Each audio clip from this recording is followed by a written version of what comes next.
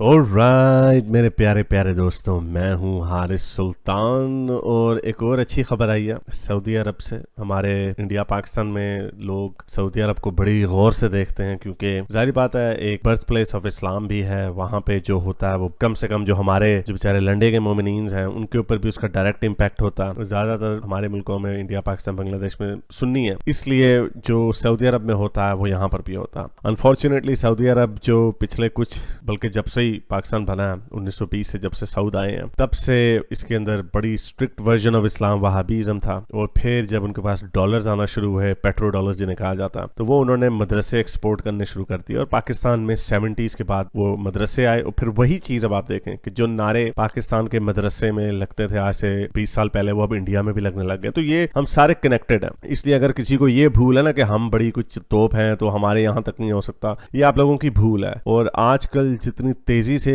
Ideas transfer होते हैं, travel करते हैं, तो आपको अब जनरेशंस वेट नहीं करना पड़ता। 10-10 साल के अंदर इतनी इतनी तबाही मच जाती है कि आपका पूरे का पूरा जो सोसाइटी का जो मेकअप है वो तब्दील हो जाता है। बड़ी दफा ये बात मैंने आपको बताई है कि हमारे जो बड़े हैं वो बताते हैं कि 70s-60s में कुछ भी नहीं था, जरा सा कोई इस्लाम नाम की इस तरह की चीजें नहीं थी। कराची में आपको इस तरह की वीडियोस मिल जाएंगे, आम लोग यूनिवर्सिटी में जा रहे हैं नॉर्मल मॉडर्न वेस्टर्न कपड़े पहने में, आपने देखा अफगानिस्तान ईरान में भी। लेकिन फिर चूंकि इसके पीछे बहुत बड़ा सऊदी अरब का हाथ है और ऑब्वियसली साथ उनके ईरान में जो रेवोल्यूशन आया उसका भी हाथ है, तो इस्लामाइजेशन हुई इस पूरे एरिया की। और लगता नहीं था क्योंकि सऊदी अरब में बादशाहत है, इसलिए बादशाहत जहां पर होती है वहां पर डंडा फेरा जाता है। वहां पे फ्री फ्लोइंग इन्फॉर्मेशन नहीं होती, कन्वर्सेशन नहीं होती, डिबेट नहीं होती, जिसकी वजह से कोई रिफॉर्म्स नहीं आते। अनलेस कि आपको वैसे ही किस्मत से कोई रिफॉर्मिस्ट किस्म का डिक्टेटर मिल जाए तो फिर तब्दीली आ सकती है। तो जैसा कि आप लोग जानते हैं कि सऊदी अरब में MBS आए में 2017-18 से इफेक्टिवली वो रूलर ही हैं, क्योंकि उनके जो वालिद साहब हैं वो डे टू डे एक्टिविटी से रूल नहीं करते। लेकिन MBS जो है और वो किस तरह आए उसके ऊपर भी बड़ी क्रिटिसिज्म होती है, लेकिन हमें अब उससे कोई लेना देना नहीं, क्योंकि पहले भी आपको बताया कि MBS हमारे ही भाई बंधु हैं। उनकी जितनी हरकतें हैं, जितनी बातें हैं, वो हमारे जैसी हैं, हमारी सोच की हैं, लेकिन थोड़ा सा डंडा उनके पास थोड़ा बड़ा और वो डंडा हमारे ऊपर नहीं, इनके ऊपर चल रहा। और ऐसा ऐसा चल रहा है कि आपने देखा होगा कि बहुत सारे जो हकीकाचू वगैरह जो हैं ये लोग उसके खिलाफ बात करते हैं, सऊदी अरब के इसके MBS को क्रिटिसाइज करते हैं। अब ये लोग हज या उमरा करने सऊदी अरब नहीं जा सकते क्योंकि इंसानों के ऊपर नजर है। तो इसी तरह की एक और अच्छी वीडियो नजर से गुजरी, तो उसके ऊपर बात करते हैं। लेकिन आगे जाने से पहले इस वीडियो को ज्यादा से ज्यादा लाइक करें, शेयर करें और नीचे कमेंट्स में अपने ख्यालात का इजहार जरूर करें और बताएं कि क्या आपको लग रहा है कि हमारे MBS भाई जो हैं वो कोई खातिर ख्वाह तब्दीली ला सकेंगे, मोमिनों के सॉफ्टवेयर अपडेट कर सकेंगे या नहीं कर सकेंगे। तो चलें चलते हैं आज की वीडियो की तरफ। तो मैंने आपको इंट्रो में बताया कि एक वीडियो, हालांकि वैसे 2 अच्छी वीडियोस आई हैं सऊदी अरब से। पहले छोटी वाली खबर से शेयर कर देते हैं आप। जैसा कि आपको पता है कि लोग MBS के ऊपर इल्जाम लगाते हैं कि यार ये इसराइल के साथ ताल्लुकात बनाने जा रहा है और ये गद्दार है, ज़ायनिस्ट शिल है वगैरह वगैरह, जबकि इन रियलिटी जो मुल्कों के सरबराह होते हैं वो अपने इंटरेस्ट को देखते हैं अपने। और MBS क्वाइट क्लियर है कि वो अपने मुल्क को आगे लेके जाना चाहता है, मॉडर्न बनाना चाहता है, इर्द गिर्द जो उनके कॉन्फ्लिक्ट्स हैं उनको रिजॉल्व करना चाहते हैं। ईरान के साथ भी उन्होंने रिजॉल्व करने की कोशिश की और ऑब्वियसली इसराइल के साथ भी करना चाहते हैं। लेकिन फिर यही वजह है कि ये हमास को उन्होंने शायद ईरान ने कि कहीं अप्रूव ही ना कर लें, तो उन्होंने जान के ये डिस्टेबलाइजेशन की, जिसकी वजह से पूरा गाजा जो है इन्होंने तबाह बर्बाद करवा दिया ईरान ने। लेकिन हमारे जो पूरी दुनिया के जो मोमिनीन हैं, लंडे के जो मोमिनीन हो, वो अपने आप को ज्यादा मोमिन समझते हैं। तो बहरहाल आपको पता है कि लंदन में, पूरी दुनिया में इस वक्त जो ये प्रो हमास सपोर्टर्स जो है इन्होंने वक्ता पाया हुआ, सबको सब की नाक में दम करके रखा हुआ। और हमास को कुछ नहीं कहते, हॉस्टेजेस रिलीज करने की फरमाइश नहीं करते, बस कहते हैं सीज फायर कर दो। तो वो कहते हैं हम सीज फायर कैसे करें जब तक तुम हमारे हॉस्टेजेस वापस नहीं करोगे, और हमास की हम धज्जियां नहीं उड़ा देंगे। तो इनको क्या फर्क पड़ता है, प्रोपेगेंडे के लिए, तस्वीरें खिंचवाने के लिए तो बच्चों की तस्वीरें जो फलस्तीनी मरते हैं उनकी कर देते हैं, लेकिन इनको फर्क कोई नहीं पड़ता। क्योंकि असल में इनको जो चुल है वो यही है कि जेरूसलम पे हमारा कब्जा होना चाहिए मोमिनों का। तो ये असल में, तो फलस्तीनी मरते नहीं मरते इनको कोई परवाह नहीं। तो बहरहाल ये एक वीडियो आई काबे में, मोमिना समझी कि मैं बड़ी बहादुर हूँ, अपने वो समझी कि इस्लामी मुल्क है सऊदी अरेबिया, यहाँ पे अरब है सारे, तो मैं फलस्तीन का झंडा लहराऊंगी, वीडियो वायरल होगी, हीरो बन जाऊंगी। तो उसने ये झंडा लहराया और फौरन ही आके जो उधर की जो पुलिस है या गार्ड्स हैं उन्होंने आके उसको, औरत को पकड़ लिया। सुना बाद में बड़ा लेतर बोला भी तो खूब प्रोपेगेंडा हो रहा है ऑनलाइन सोशल मीडिया में इस वक्त के भाई ये देखो हमें तो सऊदी अरब के अंदर भी हमें इस चीज़ की इजाज़त नहीं है, हाय हाय लुट गए बर्बाद हो गए, हमारे तो अपने लीडर जो हैं वही बिकाऊ निकले, करप्ट हुक्मरान वगैरह वगैरह, जो इनका हमेशा का रोना धोना होता है। तो उस तरह का रोना धोना इन्होंने मचाया हुआ। तो इससे साबित ये होता है कि मगरिब को जिसको इतना दिन रात बुरा भला, और इनको पता है इस बात का, तभी मगरिब के मुल्कों को छोड़कर इधर नहीं आते, रहते मगरिब के मुल्कों में ही है।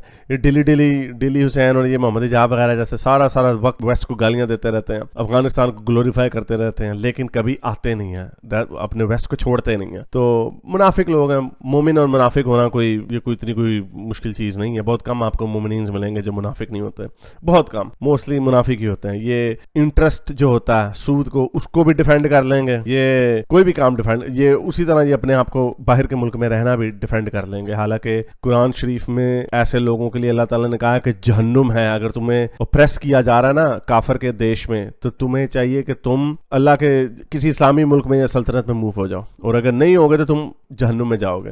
ये कुरान की आयत है, इसके ऊपर डिटेल से एक वीडियो बनाऊंगा कि मुनाफिकत लेकिन बहानेबाजी, तब कोई ना कोई बहाना मार लेंगे। देखें जी वहां पे अमेरिका बम करता है, वो अमेरिका बम करता है, पाकिस्तान में कौन से बम गिर रहे हैं, कौन से ईरान में बम गिर रहे हैं, तो बस बहाना मारना। तो एनीवे इससे साबित ये होता है कि वेस्ट में इनको कितनी इजाजत दी जाती है और इनके अपने मुल्कों में इनको डंडा फेरा जाता है, उससे भी सबक नहीं सीखते, फिर भी ये अपनी इनको कीड़ा है असल में, इनको और कोई मसला नहीं, इनको बस कीड़ा है, हमने झंडा लहराना इस्लाम का हर जगह पे। वो मुझे हदीस याद आ रही है कि वो एक हदीस है, अल्लाह ताला कहते हैं कि आखिरत वाले दिन ना काफरों के पीछे मैं झंडे का डंडा डाल दूं।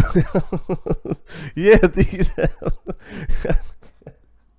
क्या लोग हैं यार, सही हदीस है। तो बहरहाल मेन वीडियो की तरफ आते हैं। तो मेन वीडियो ये है कि देखिए किस तरह MBS एक बगैर बुरके के एक मॉडर्न अरब औरत के साथ बैठे हुए हैं और क्या कह रहे हैं, सुनिए जरा। لن نضيع 30 سنة من حياتنا في التعامل مع أي أفكار متطرفة، سوف ندمرهم اليوم وفورا.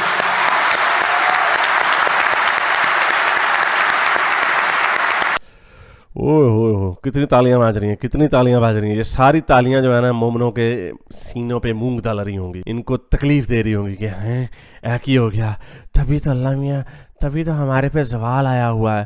पहले बड़ा तुम्हारे पे कोई चंद चढ़ते थे, जब इनको इनके काले कारनामे काले मोले दिखाते हैं तब ये कहते हैं वो कौन से असल मुसलमान थे। जब इनसे पूछते हैं कि हैं पहले कौन से चांद चढ़े हुए थे, तब ये गोल्डन एज पे आ जाते हैं। तो दोनों तरह से खेलते हैं बेईमान बदमाश। तो नलायक लोग हैं, इनकी हर चीज़ नलायक है, नाकाम है। इसका एक ही तरीका है मॉडर्न दुनिया में आगे जाना, तो मॉडर्न दुनिया के असूलों को अपनाना होगा। वही MBS कह रहे हैं, वो कह रहे हैं हमने 30 साल वेट नहीं करना ये मौलवियों की धज्जियां उड़ाने में, रेडिकल एक्सट्रीमिस्ट को उड़ाने में 30 साल हमने वेट नहीं करना, हमने फटाफट ठपा ठप। तो ये ठपा ठप हो रहा है और बड़ा मज़ा आ रहा है। वैसे मुझे फिर वही बात, मुझे हंसी आ रही है कि किस तरह ये हमें जला वतन करना चाहते हैं। और इनका जो मक्का है वो हमारे भाई के हाथ में आ गया। और कोई नहीं, आई थिंक दिस ये रहेगा ऊपर, मोमना तुम लोगों के ऊपर उसका जो होल्ड आ गया है पावर के ऊपर। और ये हमने देखा है कि जब डिक्टेटरशिप्स जो होती हैं, जैसे पुतिन को भी देख लें, शुरू के उनके 4-5 साल थोड़े ज़रा डिफिकल्ट होते हैं। हिटलर को भी डर था शुरू के 4-5 सालों में, उसने फिर सारी जो अपोजिशन स्टाइफल किया। स्टालिन की भी उसने द ग्रेट पर्च किया 1937 में, और उससे पहले भी। वो शुरू के 4-5 साल डिफिकल्ट होते हैं, फिर जब उनका होल्ड आ जाता है पूरे इंस्टीट्यूट्स के ऊपर और अपने सारे इदारों के ऊपर, तो फिर वो नहीं जाता। तो ये तो अभी 38 साल का भाई, वो तो 30 साल हो 30 सालों में इतनी धज्जियां उड़नी हैं, इतनी धज्जियां उड़नी हैं मौलवियों की, रेडिकलों की। तो ये इनसे पहले ना मैं मक्का जा सकूंगा, वहाँ पे जाकर पिकनिक शिकनिक मना के ना तस्वीरें खिंचवा के आ जाएंगे। इन ये जो हकीकचू वगैरह, ये आप वगैरह और ये जो डिली डुली सैन वगैरह, जितने मोमिनीन हैं हीरो बनते हैं ऑनलाइन, कनाडा में, अमेरिका में, इंग्लैंड में छुप के बैठे हैं, वहीं पे रहेंगे। मक्का अपने घर नहीं जा सकेंगे क्योंकि वहाँ पे आ गया हमारा भाई बंधु। तो एनीवे मैंने सोचा कि ये आपके साथ 2 अच्छी खबरें सऊदी अरब की शेयर कर लूँ। उम्मीद करता हूँ आज की वीडियो आपको पसंद आई होगी। उसको ज़्यादा से ज़्यादा लाइक करें, शेयर करें, नीचे कॉमेंट्स में अपने ख्यालात का इजहार जरूर करें। अब तक के लिए इतना, अगली वीडियो तक सैंस हाफिज़। अगर आपको मेरी ये वीडियो अच्छी लगी तो मेरे चैनल के मेंबर बनिए, पेट्रन बनिए, या फिर आप मुझे बाय मी या कॉफ़ी में भी सपोर्ट कर सकते हैं।